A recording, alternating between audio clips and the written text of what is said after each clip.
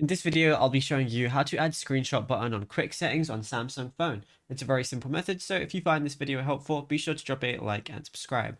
Adding a dedicated screenshot button to your quick settings on a Samsung phone is the most efficient way to capture your screen without fumbling for physical buttons. So what you want to do is swipe down on the top right of your screen. This is going to show your control panel, then just expand your quick settings area. Then tap the pencil icon on the very top. Then it's going to look something like this. Now you're going to see two options. You can do the top, which edits the small bar of icons seen on the first swipe, or you can edit the full grid of icons. So what we're going to do is press edit right here, and we're going to see a lot of different things. And now all we want to do is go ahead and look for the screenshot capture icon. Just go ahead and put it onto the main thing. And as you can see, my take screenshot button is already there, which is why it's not already showing. But once you do, you're going to see that take screenshot button, and all you got to do is go ahead and press that, and then it takes away the control panel, and then it takes a screenshot very easily, just like that.